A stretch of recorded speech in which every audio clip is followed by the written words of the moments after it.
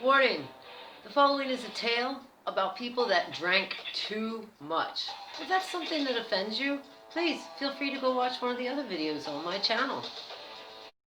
The following story takes place in, I believe, somewhere around the early to mid 2000s. Forgive me if the memories are a bit fuzzy. I was on tour with the Bloodhound Gang. The exact time, date, location, it's all kind of fuzzy if I'm honest. But what I do know is that we were in Scotland. And I'm pretty sure this would have been the second or the third tour that I had done selling merchandise for these fine gentlemen from Pennsylvania. Oh, and I was happy to be in Scotland. You know, I heard my whole life that my ancestors were from Scotland, the Armstrong clan, Invictus Mineo. But if I'm completely honest, I was really embarrassed because I had a hard time understanding a lot of these people. Like, I remember a gentleman from the club coming to get me at my merch booth I was setting up for the evening because we were all having dinner at a restaurant down the road and he was going to take me there. But I had to keep saying, "Excuse me, I didn't understand you," because of that gorgeous, thick Scottish accent. The walk from the club to where we were having dinner was only like a couple buildings away, but I had to, this guy was just trying to have friendly small talk, and I had to like repeatedly, "Excuse me? What? I'm sorry, I didn't understand you." It was really embarrassing to me. Like, I felt like I was having a harder time communicating with some Scottish people than I had when I was in, for example, Slovenia. But that's not the point of the story. If you know anything about the Bloodhound Gang, you can imagine my working experience was not normal. But I'm not gonna lie, that's one of a long list of reasons as to why I love those guys.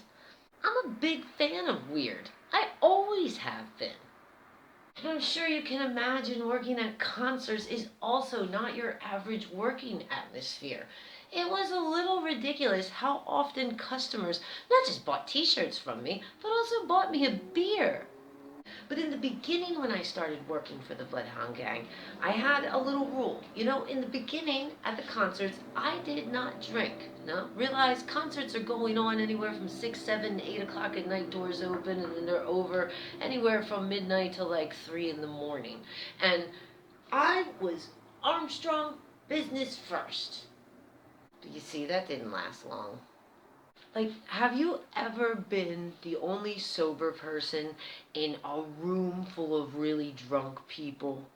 And then if you have ever been that person, the only sober person in a room full of really drunk people, have you ever had to interact with all of them because it's your job with the goal of selling them something? It's tricky, to say the least. So seeing how this was like my second or third time touring with them, I had this down. I was confident in what I was doing. I was confident about how I did my job and how my evening had to go. And so it was not uncommon for me to have a few beers. I tried to limit myself to maximum 3 beers while working and selling merchandise. By the way, that was totally acceptable by my boss, just so you know. I mean, after all, it's a concert. It's a party going on here. And I quite often had a nice little party at my merch stand. I often had really good people there. Probably had a lot to do with the bands I was working for. So it's no secret that the Bloodhound Gang likes to drink, and they would do it quite excessively some evenings on stage, as would their fans and concert goers. What this meant for me with my work routine of doing my job, only having a few beers before I ended my night, anywhere between midnight and 3 in the morning. What this meant for me is it was sort of ironic that I started encountering the same problem at the end of my work night. Like, the end of my work night, after tending to literally hundreds of people and selling them t-shirts and CDs and such, I wanted to come down. I wanted to, obviously pack away my merchandise and such, but then find myself a quiet spot, smoke a cigarette, drink a beer or two, maybe 3 or 4, but I needed to come down. But at the end of the night with Bloodhound Gang, often what I would find when I would come back is, well, they were all drunker than me. Like, everybody in the bus was drunker than me. Or everybody at the backstage party was drunker than me. And as band and crew, I'm pretty sure at some point we had some kind of organization going on where someone at the end of the night would take the remains of our band and crew food and drinks that were in our backstage room and make sure that they got into our bus so that when we were traveling we had stuff to drink and stuff to eat in the bus. But somehow on this tour, that just wasn't happening. Honestly, I don't remember why or whose responsibility, or, whatever. But somehow I was finding that I was coming at the end of my night, getting into the bus full of a bunch of guys really, really, really, really, really drunk. And I was nowhere near that drunk. And I just wanted to, either, calm down, or if you can't beat them, join them. But that's when the predicament came into play. That was when I realized, somebody is not reloading our tour bus fridge.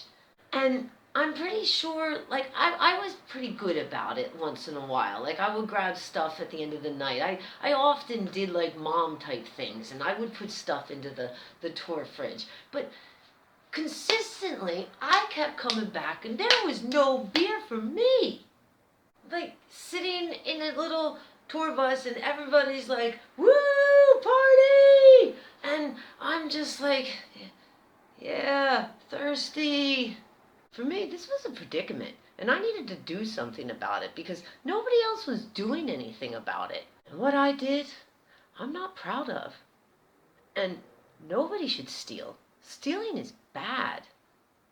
Desperate times call for desperate measures, and I felt pretty damn desperate some evenings. So what I do remember about this particular night is I remember arriving at this club frustrated from the night before. I remember the night before my night ending and coming into the tour bus and hoping I could have a few more beers and party with my boys. And my boys were tanked and there was no beer for me. And tonight, I decided this is going to be different.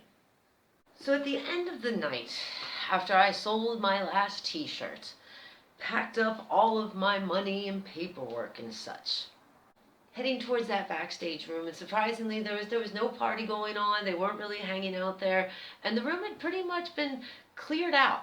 So I started to make my way towards the tour bus. And I could already hear it within just a few feet of the tour bus. There's a party going on, everybody's fired up.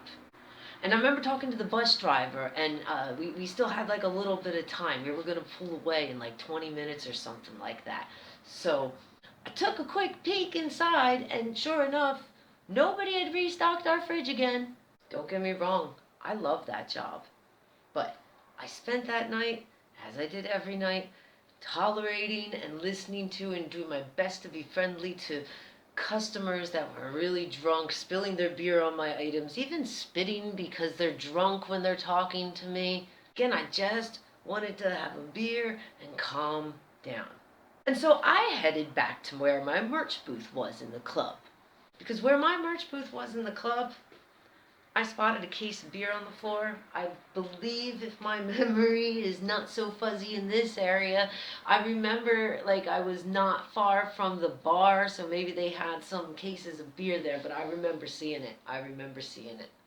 And so I made my way to that case of beer.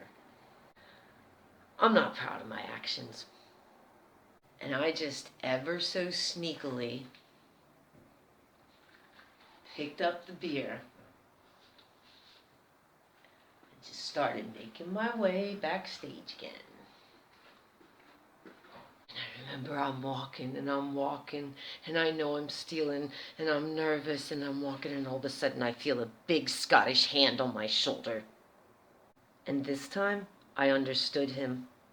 He said, "Oi, lassie, what you got there?" And I was like, case of beer. And big, adorable Scottish guy, I think he might have even been either the owner of the club, or he was definitely someone that worked at the club. He was just like to me, "What are you doing that for?"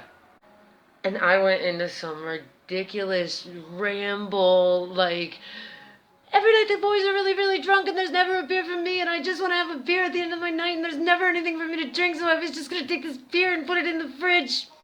And big, adorable Scottish guy was just like, "Oi, give me the case." And he grabbed it, threw it up on top of his shoulder, and looked at me and said something like, "Where are we taking it then?" And I was just like, "Awesome, to the tour bus." And to the tour bus we went. He carried the case of beer for me. I opened up the tour bus doors and I was greeted by cheers because the door opened, and I went, "Boys, I got beer." And everybody was like, "Yay!" And Scottish guy came in, said hello to everybody. We drank some beers with him before we pulled away to go to our next concert the next day. That story makes me giggle every time I think about it. I felt so guilty the minute I stole the case, and the way the guy reacted and handled it and then helped me was just so awesome. So yeah, that's the time that I got caught trying to steal a case of beer in Scotland. Thanks for watching, and until the next time, take care of yourself.